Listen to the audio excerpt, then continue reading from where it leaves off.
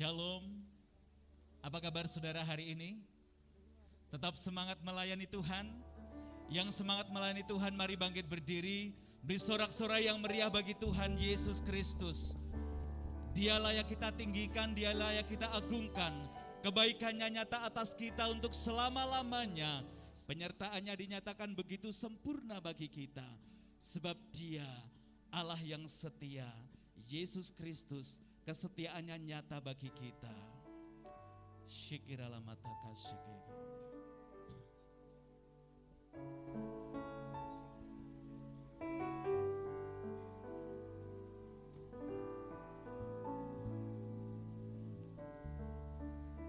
Katakan,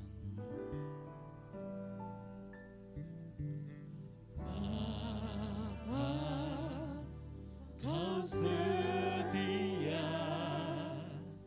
Bapa, Kau mulia. Tenanglah jiwaku, aman bersamamu.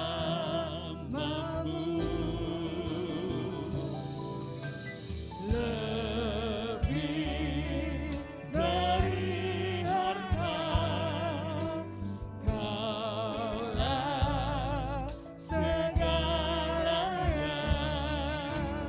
Tenanglah jiwaku, aman bersamamu. Kau tunjukkan kasih setiamu, Kau menyediakan yang ku perlu. Kau setia, Kau mulia, dulu, sekarang, dan selamanya. Kau tunjukkan kasih setiamu, Kau menyediakan yang ku perlu. Kau setia, Kau mulia, Bapa, Kau setia. Bapa, Kau setia.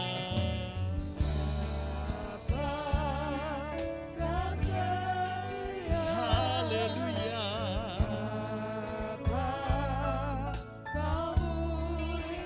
Yes, amin.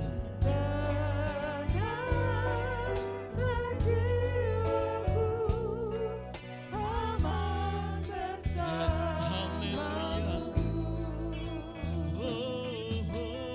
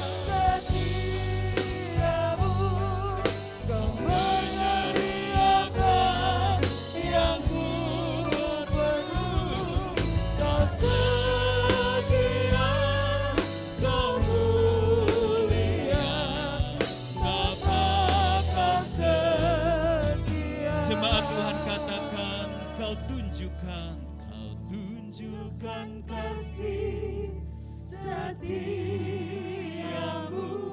Yes. Kau menyediakan Dengan iman, yakini bahwa Tuhan memberikan segala sesuatu yang kita perlu tepat waktu.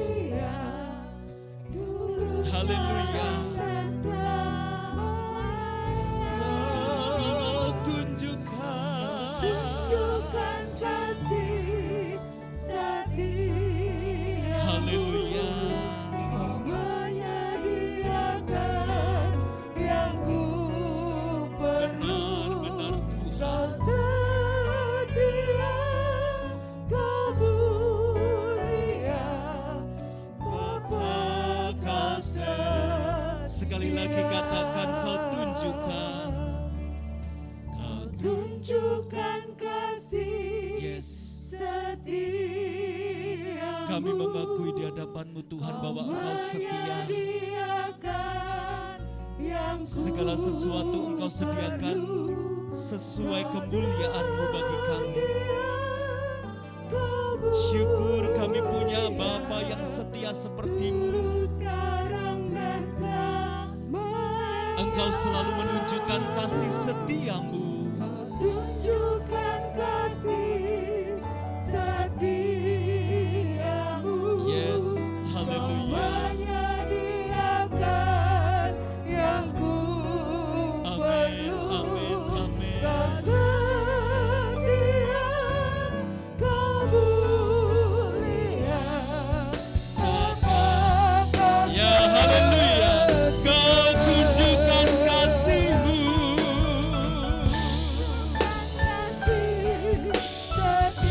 Amin. Kau menyediakan yang ku perlu.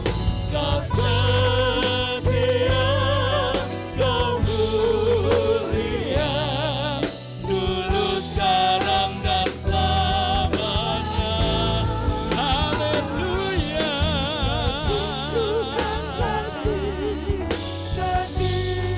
Glory, glory.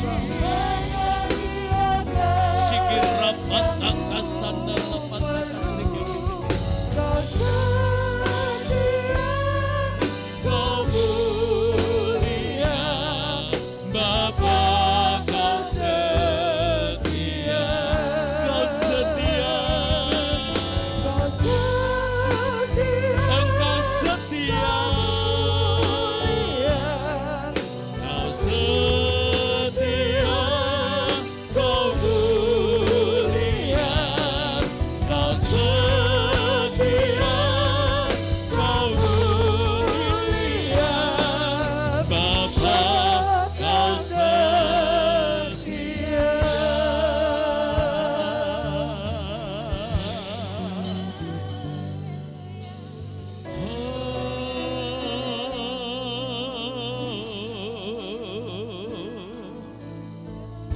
Kesetiaan-Mu tetap selamanya.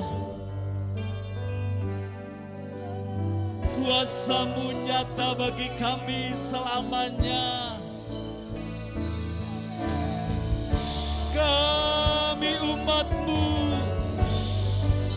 bersyukur di hadapan-Mu.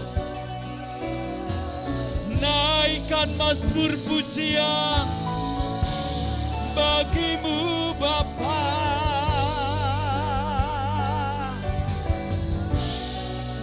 Haleluya. Haleluya.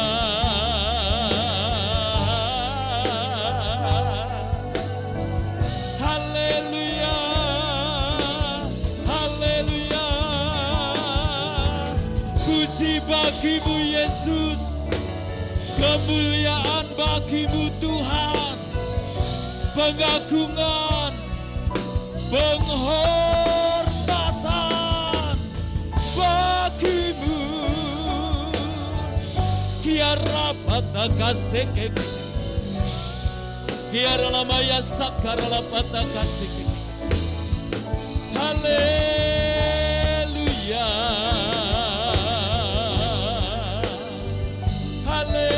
Haleluya.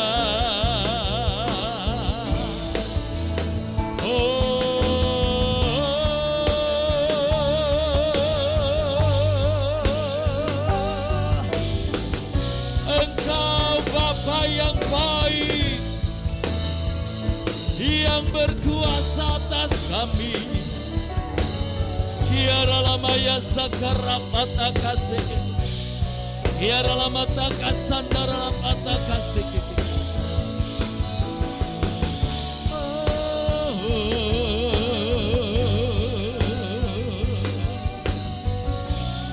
Haleluya, haleluya.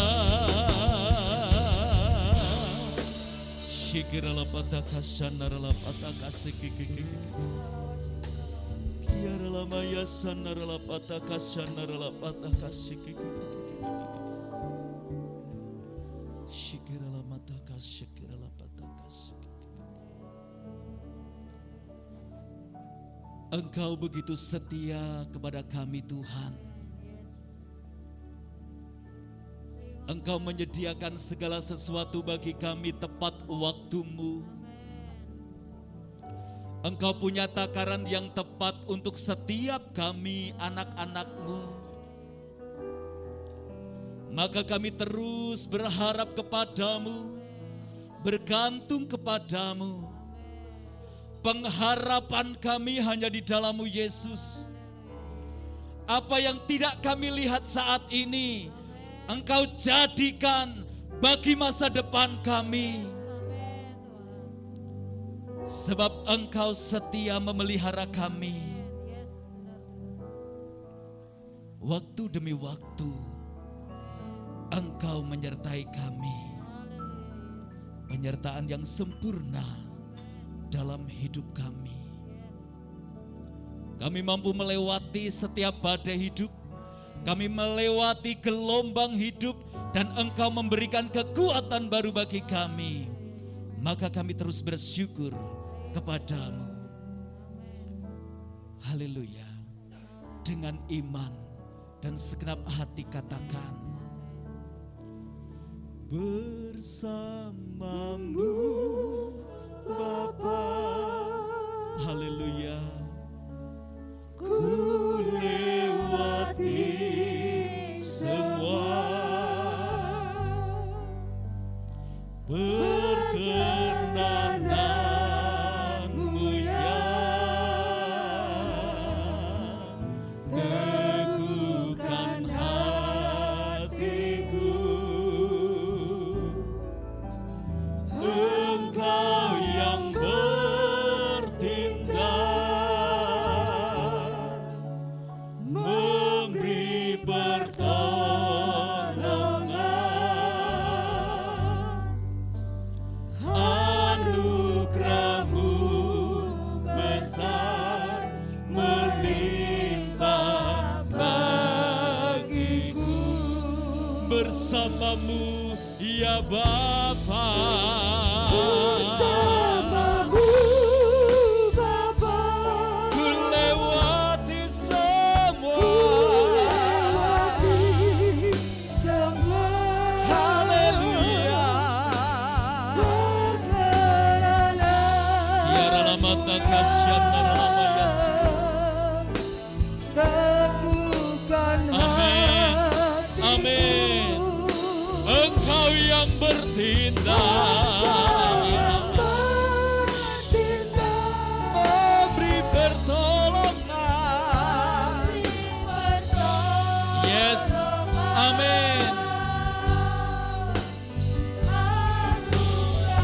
Haleluya.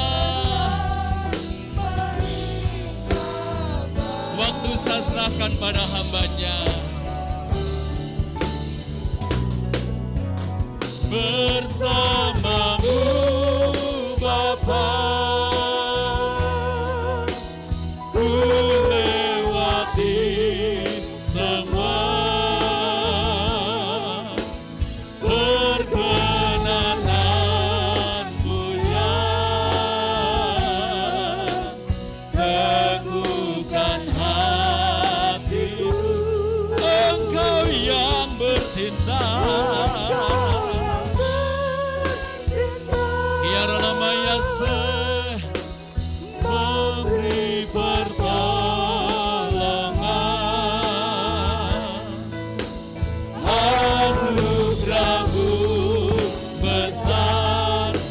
sekali lagi yang percaya.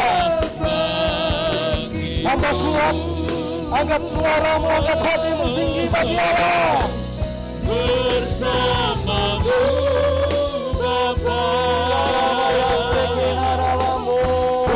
Menikmati semua. Haleluya. Berkenan Teguhkan kami, kuatkan kami Bapa.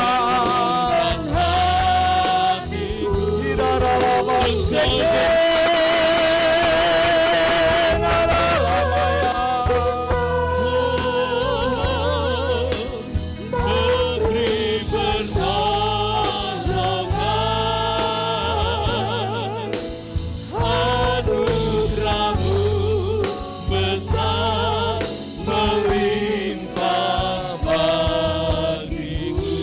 Anugerah-Mu besar.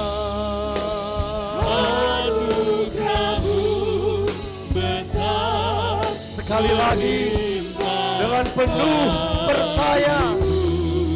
Anugerah-Mu besar.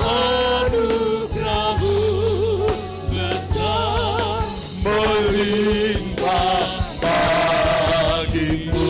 Sekali lagi kita mau berikan sorak-sorai bagi Allah kita. Dan kita terus menyembah Dia yang hidup. Dialah kekuatan kita. Dialah yang memberi keteguhan di dalam imanmu, memberi kekuatan bagi imanmu, menyegarkan, memulihkan hidupmu.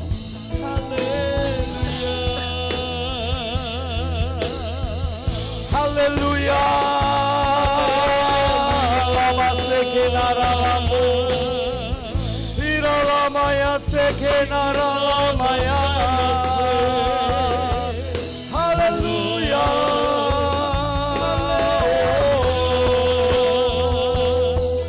Sharalamaya sekenara lamaya. Haleluya.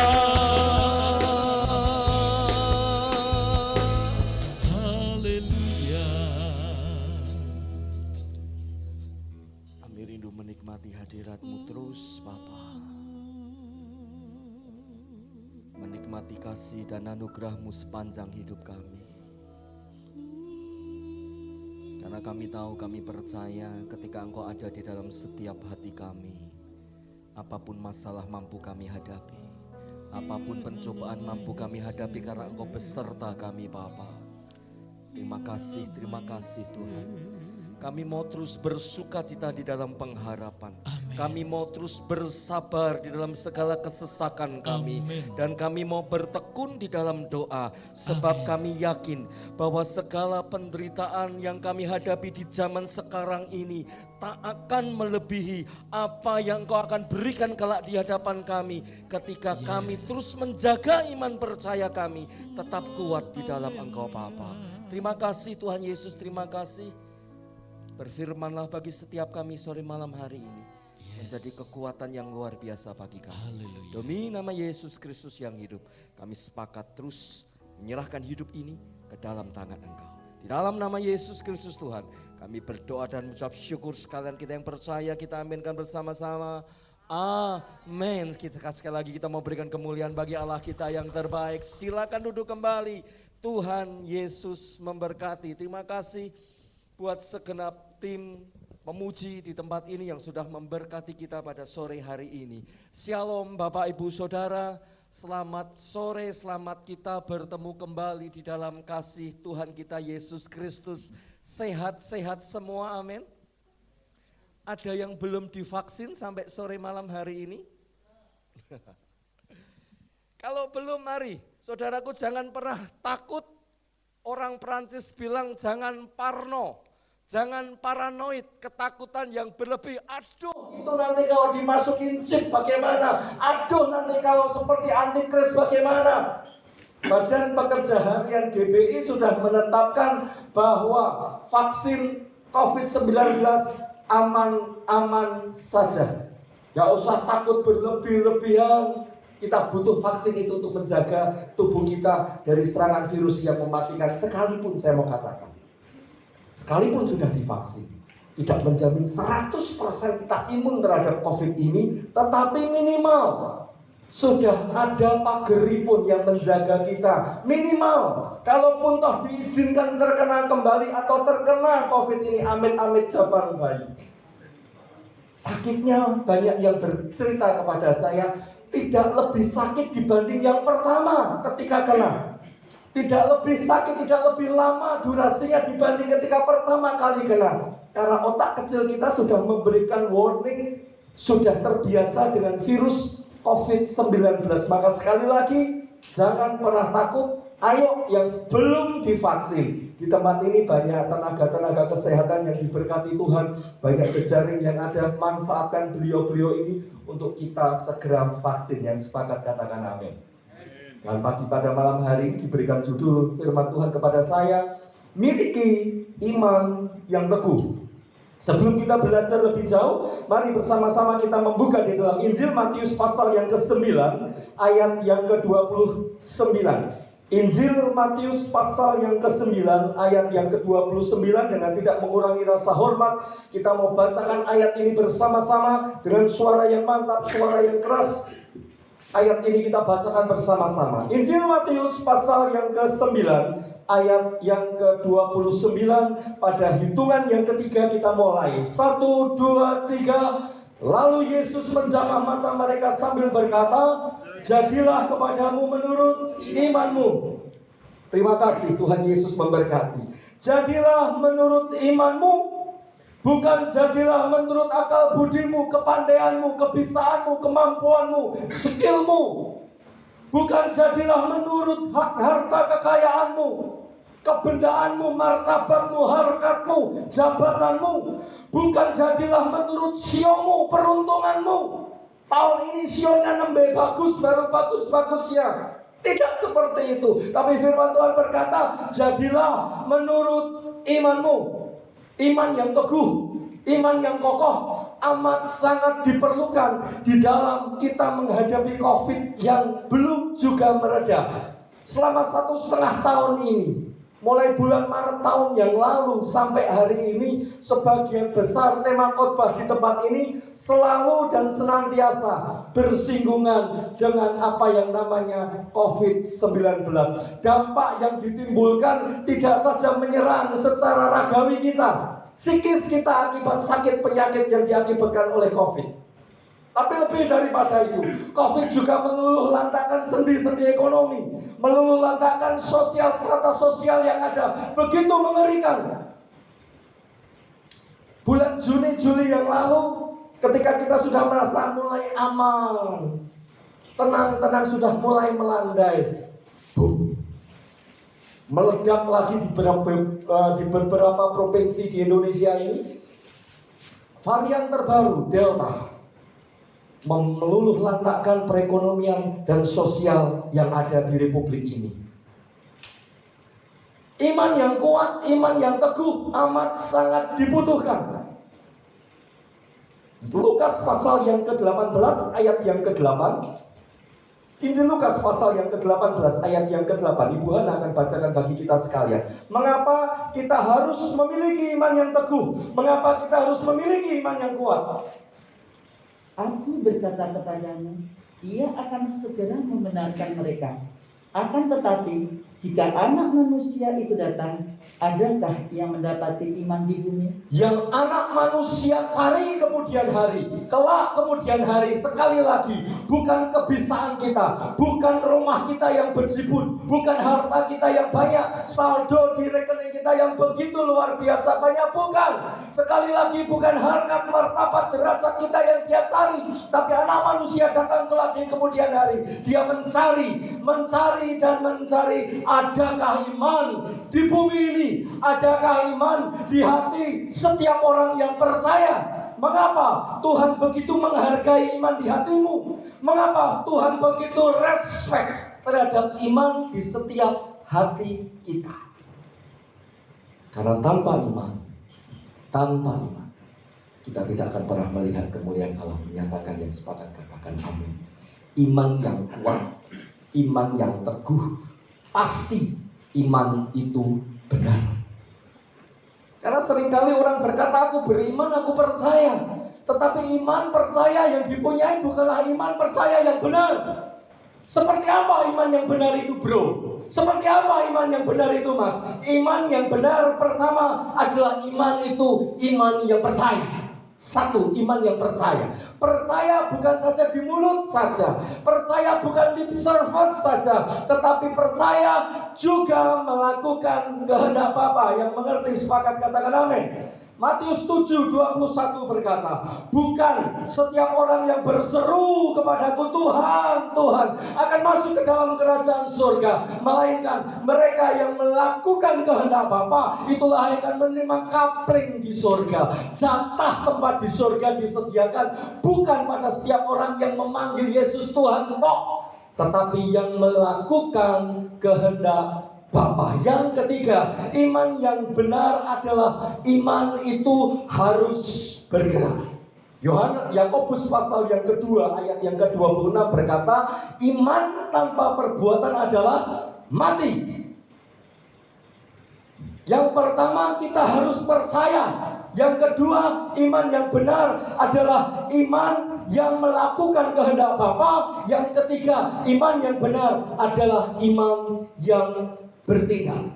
Dan pagi hari ini kita mau belajar beberapa hal pada seorang tokoh bernama Bapak Abraham. Bapak orang percaya bersama istrinya Sarah. Abraham dan Sarah sama persis seperti engkau dan saya, manusia biasa. Dan Abraham dan Sarah juga memiliki kesulitan, handicap, kekurangan seperti yang engkau dan saya hadapi, manusia normal. Ibu Hana akan bacakan bagi kita Roma pasal yang keempat ayat 16 sampai yang ke-22. Kitab Roma pasal yang ke-6, surat Roma pasal yang keempat ayat 16 sampai yang ke-22. Roma pasal yang keempat ayat yang ke-16 sampai yang ke-22. Karena itulah kebenaran berdasarkan iman supaya merupakan kasih karunia, sehingga janji itu berlaku bagi semua keturunan Abraham, bukan hanya bagi mereka yang hidup dari hukum Taurat, tetapi juga bagi mereka yang hidup dalam iman Abraham, sebab Abraham adalah bapa kita semua. Seperti ada tertulis, engkau telah kutetapkan menjadi bapa banyak bangsa di hadapan Allah yang kepadanya ia percaya, yaitu Allah yang menghidupkan orang mati dan yang menjadikan dengan firman-Nya apa yang tidak ada menjadi ada. Sebab sekalipun tidak ada dasar untuk berharap, namun Abraham berharap juga dan percaya bahwa ia akan menjadi bapa banyak bangsa menurut yang telah difirmankan. Demikianlah banyaknya nanti keturunannya. Imannya tidak menjadi lemah, walaupun ia mengetahui bahwa tubuhnya sudah sangat lemah karena usianya telah kira-kira 100 tahun dan bahwa rahim Sarah telah tertutup. Tetapi terhadap janji Allah, ia tidak bimbang karena ketidakpercayaan. Malah ia diperkuat dalam imannya dan ia memuliakan Allah dengan penuh keyakinan bahwa Allah berkuasa untuk melaksanakan apa yang telah ia janjikan. Karena itu hal ini diperhitungkan kepadanya sebagai kebenaran. Sekali lagi, Abraham dan Sarah sama persis seperti engkau dan saya. Jangan pernah membayangkan Abraham itu bak malaikat yang luar biasa, suci, kudus, boten, saudaraku. Masih doyan makan minum, masih juga merasa lapar, masih juga merasa kehausan. Sama seperti engkau dan saya. Dan tantangannya pun sama, kesulitannya, rintangannya pun sama seperti yang engkau dan saya hadapi hari-hari ini. Yang membedakan adalah Abraham tetap punya iman yang kuat sampai janji Tuhan digenapi atas hidupnya, sekalipun kekurangan, kesulitan, handicap itu ada dihadapi Abraham saat itu. Apa kekurangan Abraham? Firman Tuhan mencatat usianya jelang 100 tahun. Istrinya jelang 90 tahun. tapi belum satu orang anak pun keluar dari rahim Sarah. Yang ketiga, firman Tuhan berkata, bahkan sudah tidak ada alasan lagi untuk Abram dan Sarah percaya. Artinya apa? Segala daya upaya, usaha, ikhtiar kemana tempat sudah mereka lakukan, mereka kerjakan demi mendapat seorang anak, demi menggenapi janji Tuhan. Tapi toh firman Tuhan berkata, sudah tidak ada harapan, alias hopeless. Sudah buntu, sudah tidak ada lagi harapan. Tapi firman Tuhan sekali lagi berkata, tapi toh Abram tetap percaya. Abram tetap percaya. Nah, pada malam hari ini bersama-sama kita mau melihat kisah Abram ini, dan kita mau ambil intisarinya untuk bersama-sama kita belajar prinsip-prinsip hidup apa sajakah yang dikerjakan, yang dilakukan oleh Abram dan Sarah sehingga sepasang suami istri ini menggenapi janji Tuhan. Yang pertama, Abram dan Sarah pegang sebuah janji yang khusus. Kejadian pasal yang ke-12, kalau Bapak Ibu Saudara baca nanti di rumah, itulah awal mula perkenalan Abram dengan Allah Sang Pencipta langit dan bumi. Awal mula Allah memanggil Abram dari satu tempat di Irak sono, di Ur Kasdim, untuk pindah ke satu daerah nun jauh di sana, yang Abram pun saya percaya belum pernah dengar tempat itu. Di dalam Google Map-nya Abram gak ketemu satu tanah yang akan ditunjukkan kepada Allah. Tapi toh firman Tuhan berkata, Abram manut, Abram derek perintah Allah. Abram seorang paganis, seorang penyembah berhala, seorang yang menganut faham politeisme, banyak Allah, banyak dewa, banyak berhala. Tapi Allah memperkenalkan dirinya sebagai Allah yang esa, Allah yang satu, Allah yang tunggal. Abram mempercayainya itu. Abram manut, Abram derek, kemanapun Allah perintahkan Abram ikut. Dan ayat yang ke-1 sampai yang ke-5, Allah memberikan satu janji yang berkata Allah akan memberkati Abram menjadi satu bangsa yang besar. Pertanyaan saya, ketika janji itu diucapkan oleh Allah, sudahkah Abram punya seorang anak? Usianya sudah 75 tahun ketika janji ini diucapkan. Sarah sudah 65 tahun. Sudah punya anakkah mereka berdua? Derek. Masih nul putul, masih mandul. Tapi Allah berjanji, kelak aku akan berikan kepadamu seorang anak untuk menjadikan engkau bapa banyak bangsa. 25 tahun, waktu yang tidak pendek. Tapi pertanyaannya, mengapa Abram tetap teguh pegang janji itu?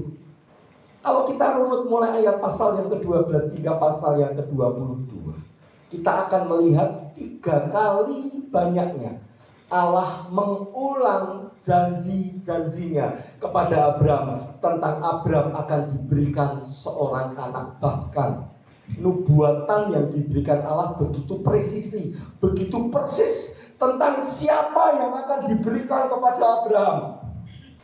Allah memberikan satu janji, mengulang janji itu di pasal yang ke-15, bahwa kelak di kemudian hari keturunan Abram akan menjadi sebuah bangsa yang besar, bangsa yang akan ditindas, dijajah di suatu bangsa asing, di suatu negeri asing selama 430 tahun. Luar biasa.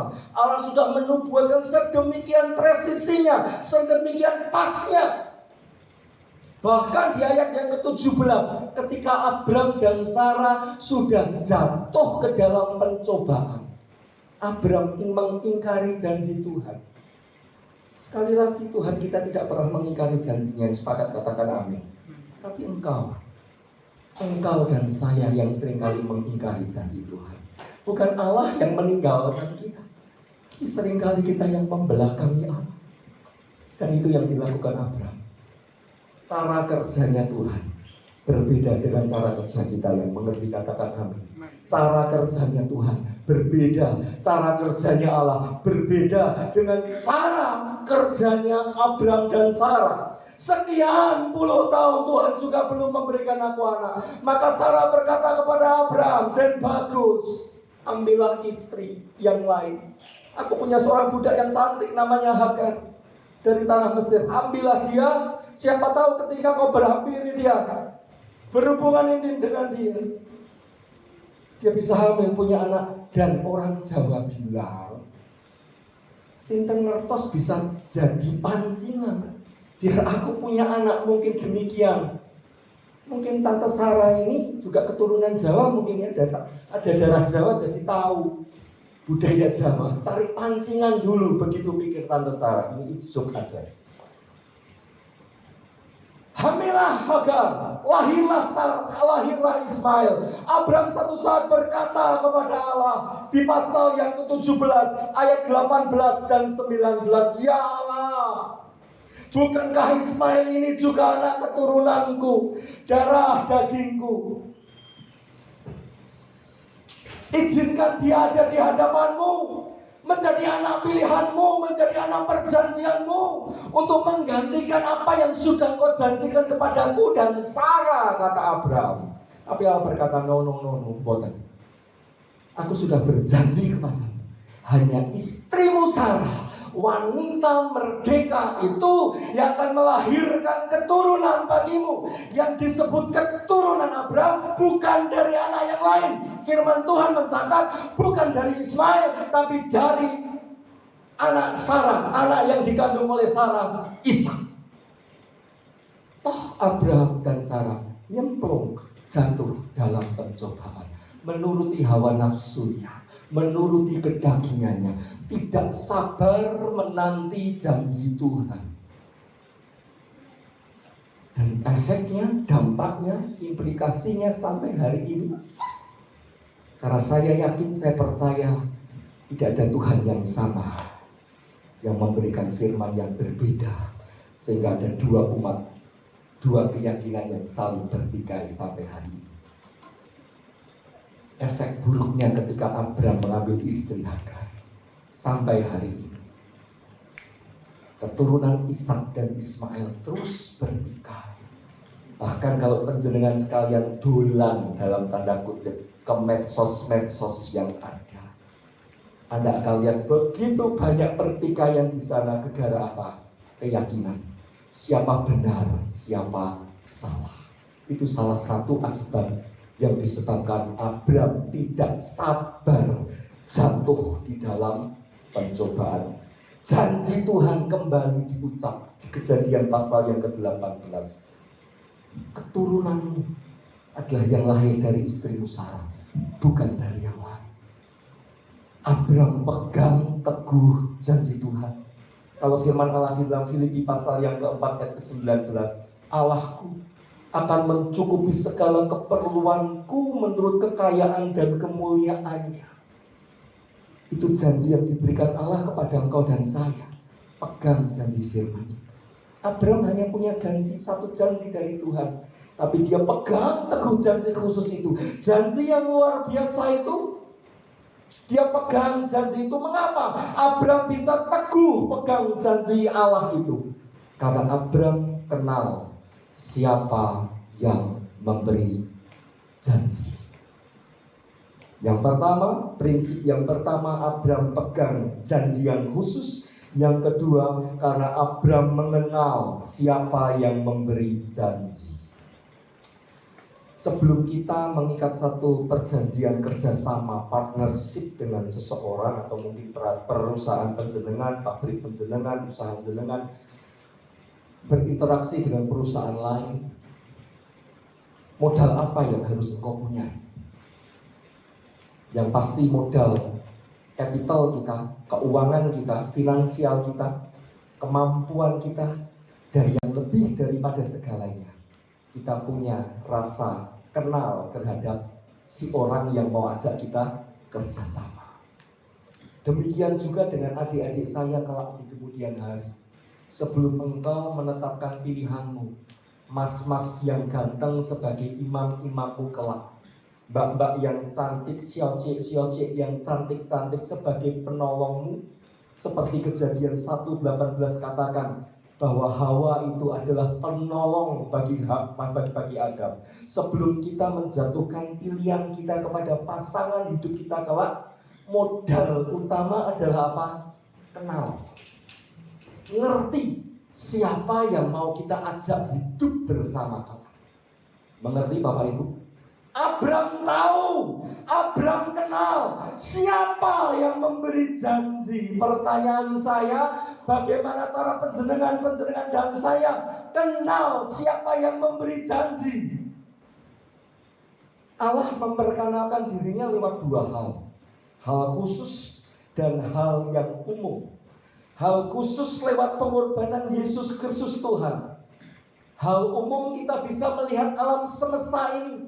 Inilah cara Allah memperkenalkan siapa dirinya. Dia Allah yang maha kuasa, maha pencipta. Selain alam semesta, Dia memberikan firman-Nya bagimu dan bagimu, serta bagiku yang mengerti. Katakan amin. Bagaimana engkau dan saya mau mengenal Allah kalau kita tidak pernah buka buku cintanya, kita tidak pernah buka kitab ini untuk kita kenal, mengerti isi hatinya Tuhan. Bagaimana caranya kita mengenal Allah, mengerti hatinya Allah, kalau kita tidak pernah baca ini loh.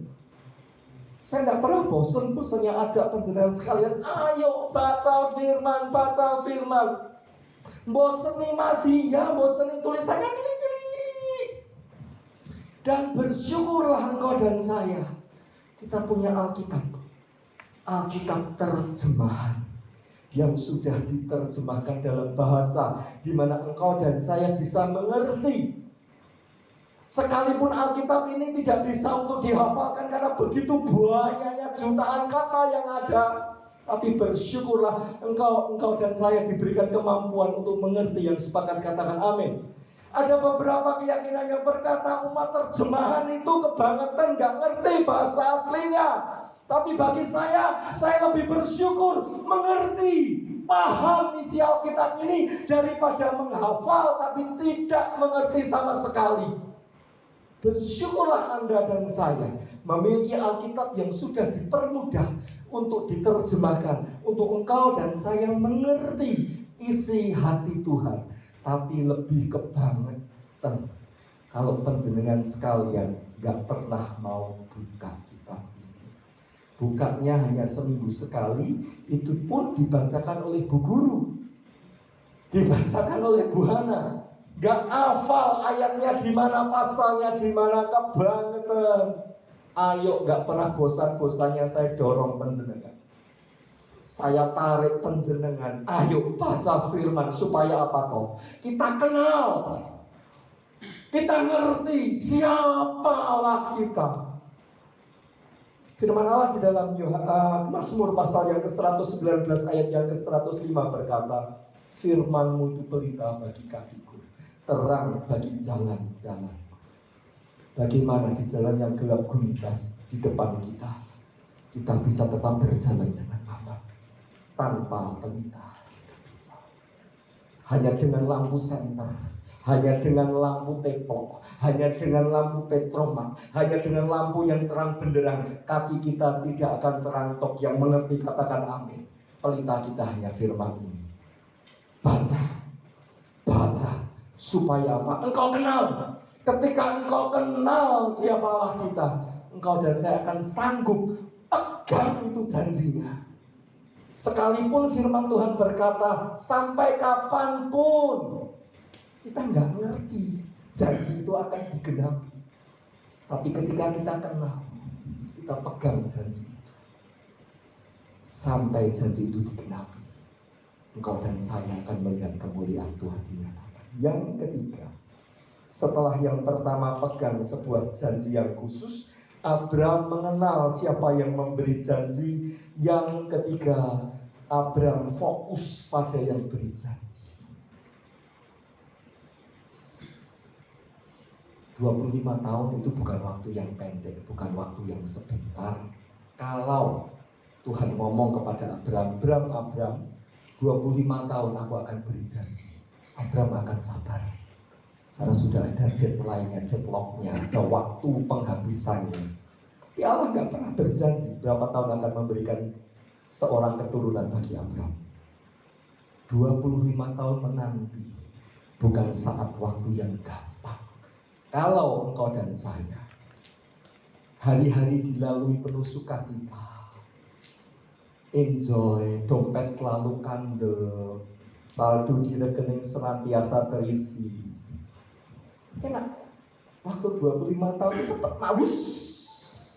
Tapi kalau hari-hari yang dihadapi, tengok kiri, tengok kanan, ke depan, ke belakang, senang, masalah, problem, kesulitan, utang, berat hidup ini. Yang mengerti katakan ya. Waktu begitu lama berjalan. Tapi firman Tuhan berkata, Abraham fokus pada apa yang sudah Allah janjikan. Sekalipun rintangan, tantangan ada di depan Abraham. Seperti engkau dan saya hari-hari. Siapa yang tidak terdampak COVID ini?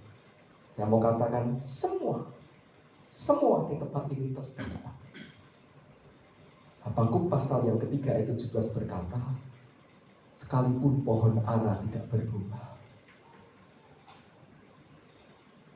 pohon zaitun tidak menghasilkan minyaknya, pohon anggur tidak menghasilkan buahnya, bahkan kambing, domba, sapi, lembu, jangankan bulunya untuk kita sama, mereka malah kabur dari kandang kita.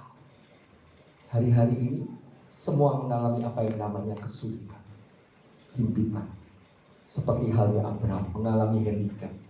Ada handicap, ada kekurangan yang dia ada.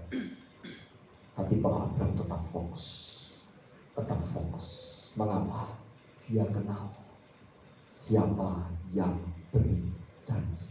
Bandingkan dengan sebuah kisah di dalam Injil Matius pasal yang ke-14 ayat yang ke-30.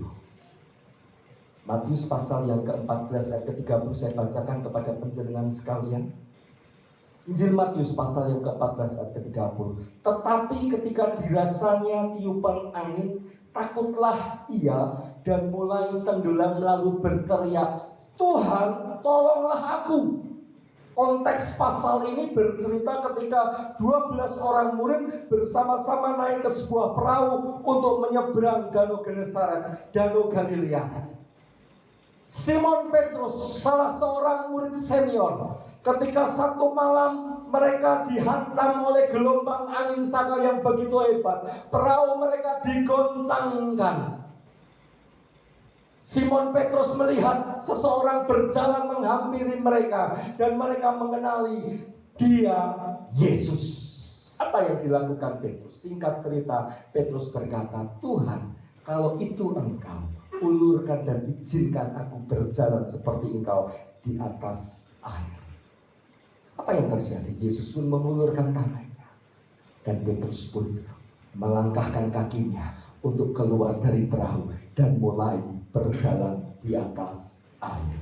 Apa yang terjadi? Beberapa langkah Petrus pun berjalan di atas air.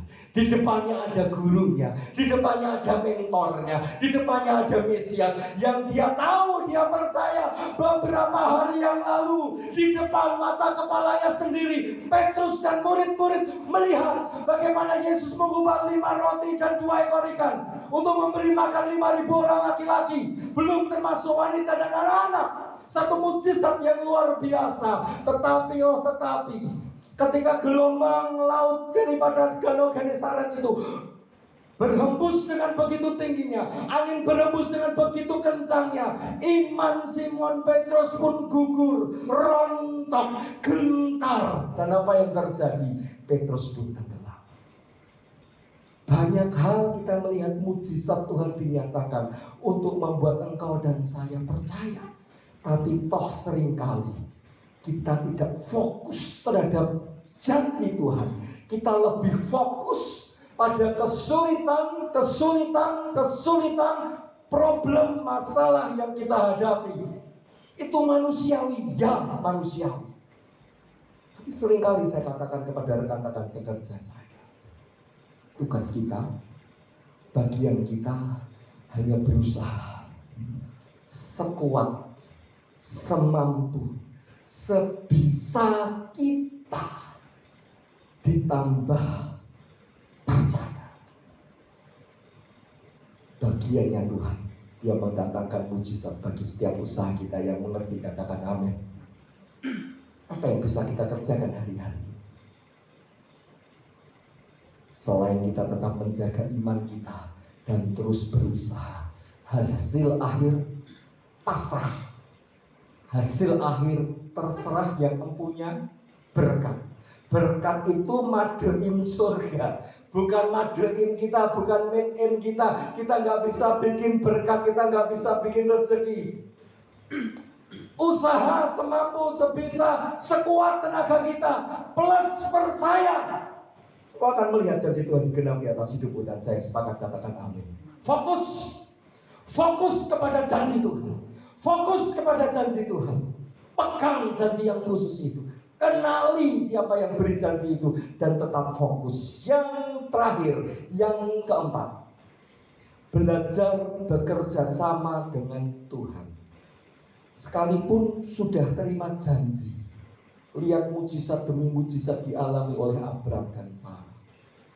Tapi toh Abram dan Sarah tetap bekerja, tetap menabur, tetap berhubungan intim, tetap menjalin hubungan suami istri. Hasil akhir dia pasrahkan, tetapi toh Abram tetap menabur.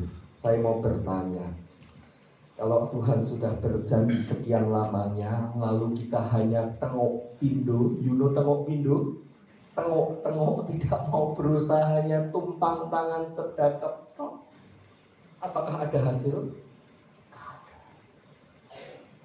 Sekali lagi tugas kita berusaha dan percaya. Itu bagian kita, itu wilayah kita. Bagian Tuhan mendatangkan mujizat bagi engkau dan saya. Dan ingat satu hal, konsep berkatnya Tuhan, konsep kerjanya Tuhan beda dengan konsep dan cara kerja kita. Cara Dia mendatangkan berkat itu berbeda dengan cara kita mengusahakan berkat rezeki atas kantong kita. Saya akan akhiri renungan malam hari dengan sebuah kesaksian seperti yang tadi pagi saya sampaikan. Saya kenal dengan seorang engkoh yang seusia dengan saya. Seorang bapak ini termasuk orang yang sukses. Dia punya usaha toko mebel yang begitu luar biasa, jaringannya begitu kuat. Suro, Surakarta, dan di beberapa tempat di Majenang, di Jogja, di Magelang. Dan 3 tahun sebelum pandemi ini terjadi, pandemi ini mewabah, 3 tahun sebelum pandemi, setiap tahun bapak ini selalu kontak saya menjelang Lebaran, menjelang hari raya Lebaran Idul Fitri. Seminggu 10 hari sebelumnya dia selalu berkomunikasi dengan saya dan berkata, "Pak, tolong sediakan armada transportasi untuk anak-anak." Oke. Setahun ada 2 unit, ada 4 unit, 3 unit, dan gak pernah nawar. Berapapun unit yang saya sodorkan, ya, gak usah banyak cincong, saling percaya, bayar. Selama 3 tahun. Tapi ketika menginjak pandemi, apa yang terjadi? Dia mulai jual mobil-mobilnya, aset-asetnya hanya untuk bayar THR karyawan. Pernah satu malam jelang Lebaran, saya ingat banget, nanti malam takbiran, sore jam 4 sore, karyawan berkata kepada saya, "Pak Arut, ambil 2 mobil di pabrik. Buat apa lagi kalau bukan buat bayar karyawan THR?" Si mbaknya pernah cerita kepada saya sedih mau nangis. Kenapa, Mbak? Satu saat si engkoh ini harus foto di depan mobil-mobilnya, bukan untuk selfie sih, selalu dikirim, diposting di IG, diposting di FB, untuk posting macam-macam, cari konten boten. Tapi di foto di hadapan mobil-mobilnya hanya untuk nyuwun belas kasihan restrukturisasi utang. Foto di antara mobil satu-satu hanya untuk cari keringanan penjadwalan utang. Sedih hati karyawan. Kenapa? Si bapak ini luar biasa baiknya. Satu waktu kemarin sekitar 2 mingguan yang lalu, dia kontak saya lagi setelah sekian lama nggak kontak. Pak Rud, saya minta tolong dibantu. Saya butuh 1 kendaraan buat panti asuhan. Wow, saya beranggapan usahanya sudah membaik. Tapi seminggu berselang tidak ada realisasi. Bahkan anak buahnya berkata, Pak Rud, minta tolong dibantu. Ada beberapa unit kami butuh keuangan. Ambil di pabriknya. Selama proses saya bertanya, Bang, usaha Bapak kabarnya gimana? Sudah membaikkah? Dereng. Anda tahu nyungsepnya berapa persen? Hampir 90%. Bukan angka yang kecil loh. Hampir 90%. Kalau imannya tidak kuat, imannya nggak teguh, selewah saudaraku. Ini syaraf di belakang otak ini, di otak ini bisa geser 0,5 mili kentingan. Tapi yang heran, Bapak ini dalam kondisi seperti ini. Beberapa minggu yang lalu masih pesan sebuah kendaraan untuk panti asuhan. Saya bertanya, Bang, Bapakmu itu kebangetan. Betul, Pak. Harusnya di masa pandemi ini, masa sulit ini, tambah omset, gimana caranya? Cari diversifikasi usaha, cari usaha yang lain untuk mendapatkan omset, mendapatkan pendapatan yang lain, dan mengirit, boso solonya, ngirit, menghemat, berhemat, pengeluaran yang tidak perlu dihemat dulu, untuk usaha, untuk biar pekerjaan tetap berjalan. Betul apa betul? Betul. Tapi apa yang dilakukan? Situasi masih sulit, tapi dia mau tetap memberi. Si mbak ini cerita ke saya, Mas, saya Mary, dia bilang gitu. Iri. Kenapa iri? Bukan iri yang gimana-gimana. Ini masih kondisi sulit. Bapak kok minta cuman tanda tangan. Sumbang sana, sumbang sini, beri sana, beri sini. Gak betah ini anak buah, gak tahan. Tanya sama si Koh, seharusnya kan kita berhemat. Apa yang gak perlu kok dihemat, nanti ada waktunya kalau usaha kita sudah membaik, kita bisa tetap memberi.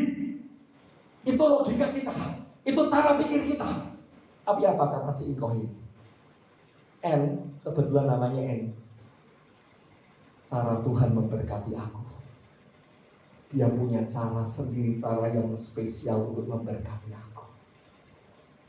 Sehingga dia hanya bisa sembab matanya dan tutup mulutnya. Gak bisa berkata-kata lagi. Harusnya untuk bisa menjadi sama dengan 4, 2 harus ditambah dengan 2. Yang sepakat mengerti katakan amin. Untuk bisa menjadi sama dengan 4, harus ada angka 3 dan angka 1. Tetapi di hadapan Tuhan kita seringkali minus ketemu minus sama dengan surplus, sama dengan berkelimpahan, sama dengan dicukupi di masa yang sulit. Yang mengerti katakan amin. Seringkali apa yang tidak pernah kita pikir, kita dengar, kita lihat terbersih dalam hati kita, itu yang Tuhan sediakan bagi kau dan saya, lebih dari apa yang mampu kau pikirkan dan doakan. Abraham dan Sarah tetap menabur di saat yang sulit, di saat yang susah, di saat kekurangan. Apa buktinya? Kejadian pasal yang ke-20 ayat yang ke-17 berkata, satu waktu satu saat Abraham ada di tanah orang Gerar. Karena istrinya cantik sekalipun sudah berusia 90 tahun, dan raja orang Gerar namanya Abimelek ini tahunya si Sarah ini adalah saudaranya Abraham. Didemenilah Sarah, mau diambil sebagai selirnya. Belum tercapai cita-cita busuknya, satu malam Allah memberikan mimpi kepada Abimelek.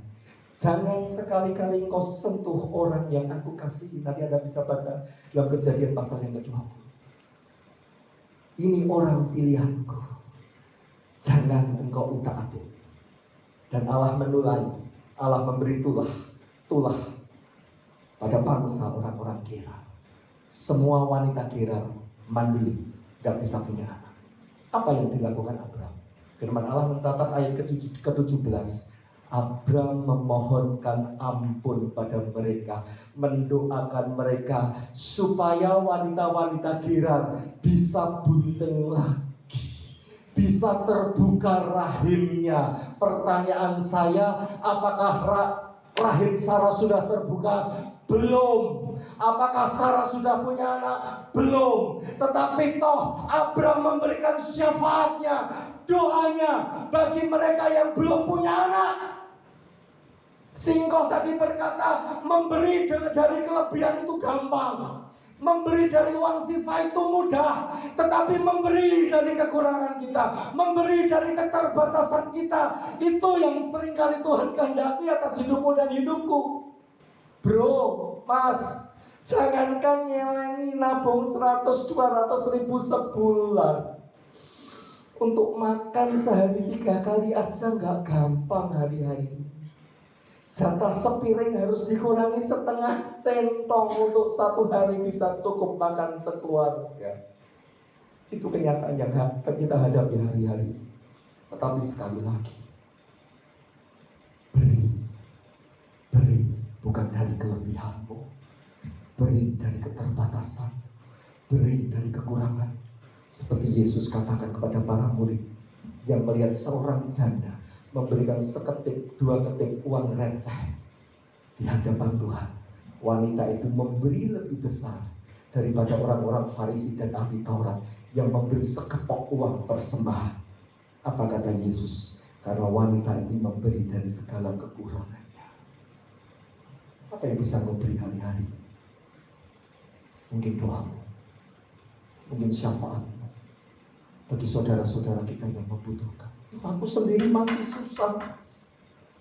Aku masih butuh didoakan kesempatan. Kau masih butuh didoakan, berikan doamu. Yang mengerti katakan amin. Ini uang tinggal sedikit. Kalau Tuhan kehendaki, berkata demikian, kuat di hatimu, beri, belajar. Beri. Di mana tempat ladang kita begitu luas, jangan pernah pandang agama kita, keyakinan kita untuk tangan kita memberi. Siapapun kalau Tuhan izinkan kehendak di atas hati kita, beri dari kekurangan. Tuhan akan tambahkan. Maliaki berkata, dengan takaran, ukuran yang ditekan-tekan.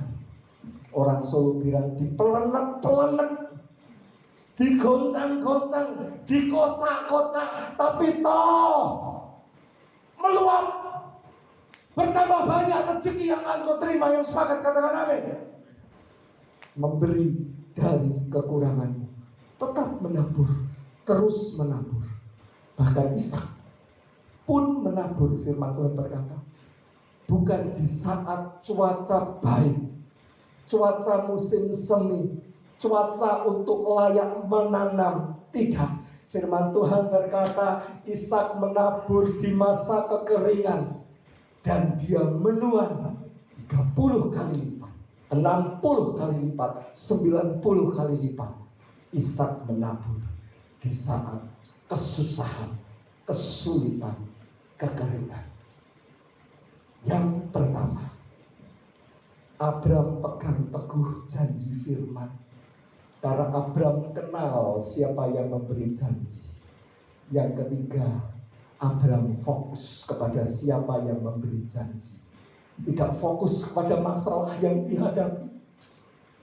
Tidak fokus pada kesulitan ribet dengan masalah yang dihadapi. Tapi tetap fokus kepada janji, siapa yang memberi janji.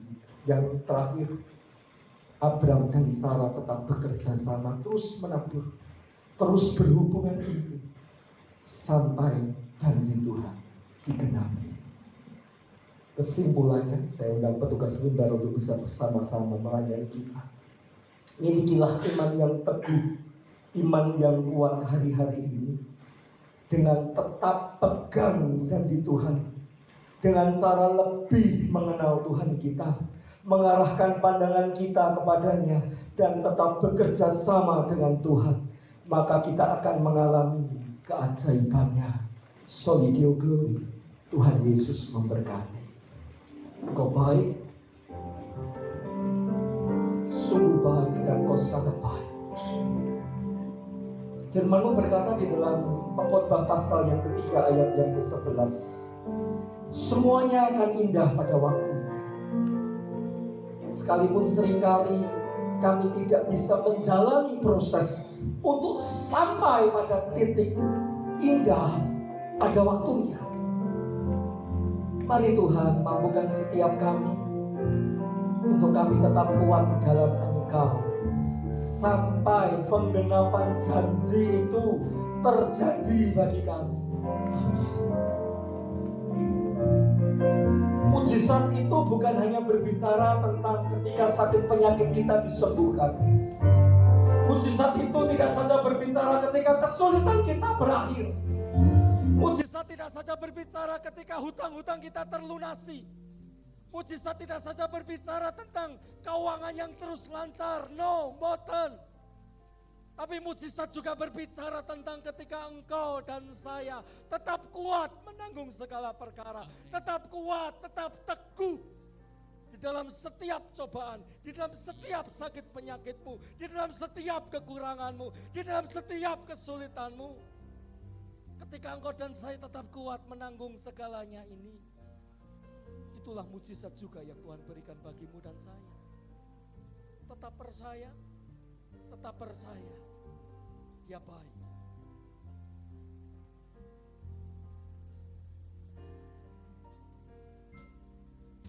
Tuhan Engkau ajaib bagiku.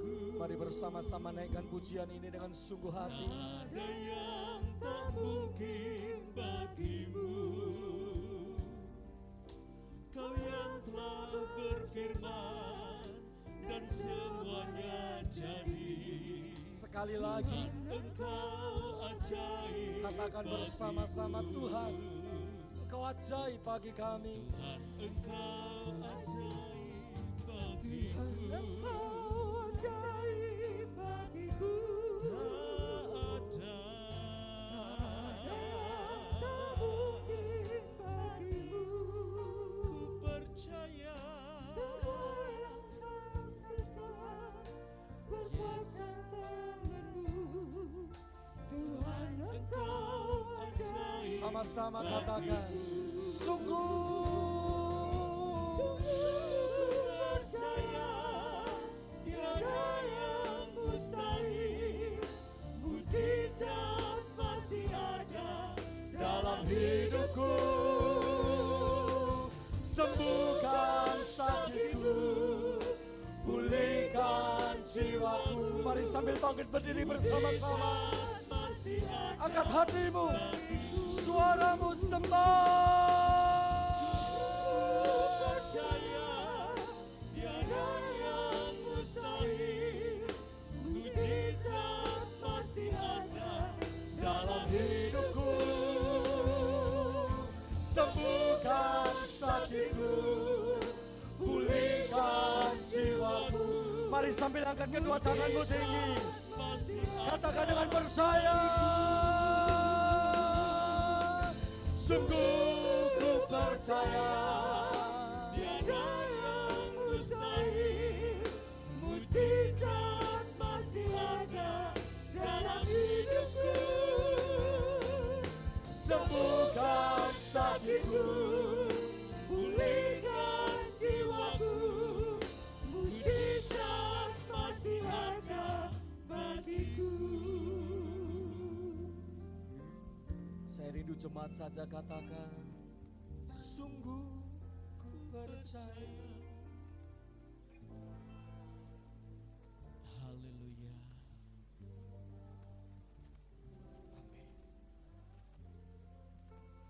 Tangannya tak akan pernah kurang panjang untuk menjangkau engkau dan saya. Telinganya tidak pernah kurang peka untuk mendengar doamu. Terus katakan sungguh. Terus beriman. Terus percaya. Bagianmu dan bagianku hanya percaya. Berusaha dan terus percaya. Sampai Tuhan genapi janjinya. sampai dia penuhi janjinya. Terus yang percaya katakan pujian ini. Sungguh ku percaya Kira Bapa Shandara. yang mustahil, Amin. mujizat masih ada dalam hidupku. Sembuhkan sakitku, Terima kasih Tuhan. pulihkan Lihat iman-iman kami Bapa. mujizat Lihat percaya kami. bagiku.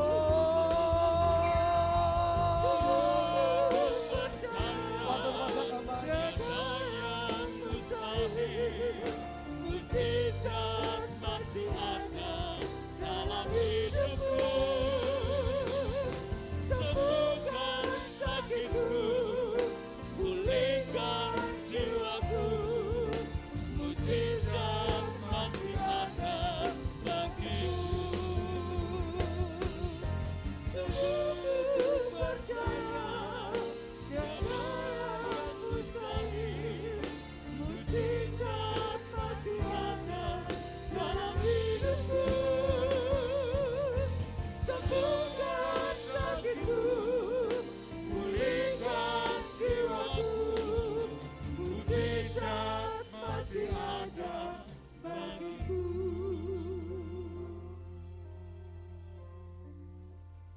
Tuhan pasti sanggup, tangannya tak pernah terlambat menolongku. Tuhan Pasti sanggup, tangannya takkan terlambat untuk menolongku.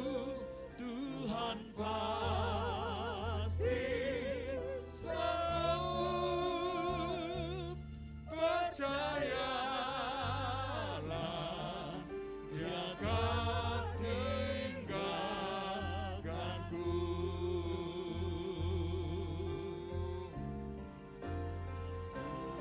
Tuhan pasti sanggup, tangannya takkan terlambat untuk mengangkatku. Tuhan pasti sanggup, percayalah, Dia akan tinggalkanku.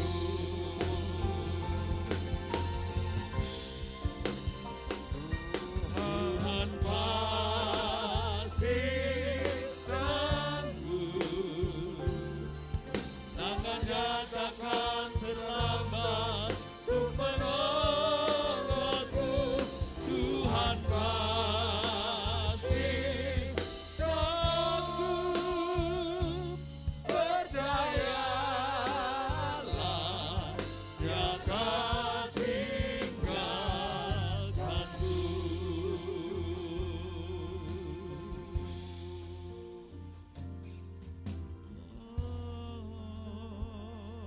dalam nama Tuhan Yesus, semua firman yang diperkatakan hari ini pastinya akan terjadi dalam hidupku. Amin. Yang bersepakat kita, yang yakin percaya, kita katakan amin. Amin.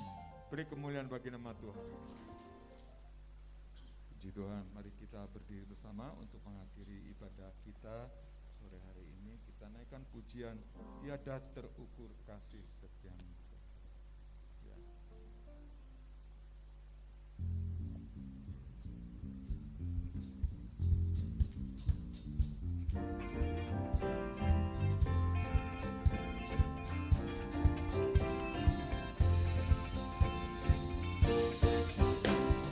Tiada terukur besar kasih setiamu Tuhan,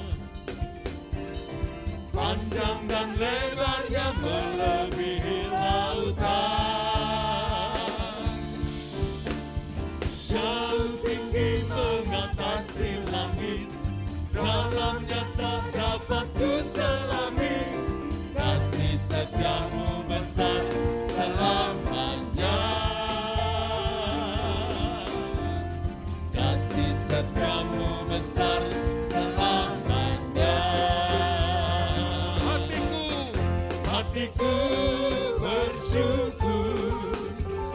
jiwaku memuji, mulutku pun bersorak memuji Engkau.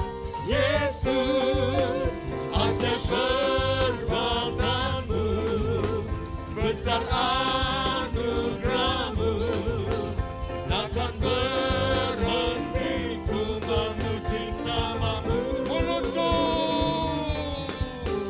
Mulutku bersyukur, jiwaku memuji, mulutku pun bersorak memuji Engkau. Yesus, ajaib perbuatanmu, besar anugerahmu, takkan berhenti ku memuji namamu. Haleluya, beri kemuliaan bagi Tuhan. Mari kita angkat kedua tangan kita. Terimalah berkat dari Tuhan Yesus yang turun memberkati hidupmu, sehingga tubuh jiwa rohmu terpelihara dalam keadaan yang baik. Pulanglah sampai di rumah dengan keadaan selamat, beserta dengan kasih karunia Tuhan dan damai sejahtera daripada Tuhan. Tuhan memberkati apapun yang kau kerjakan. Tuhan memberkati buah pikiran, hikmat dari Tuhan. Tuhan memberkati kesehatan dalam tubuhmu dan keluarga semuanya dibungkus tutup dengan darah anak domba. Terima kasih Tuhan. Kami pulang dengan terima berkat dalam nama Allah Bapa, Putra dan Roh Kudus, yaitu dalam nama Tuhan Yesus Kristus. Tuhan memberkati kita. Terima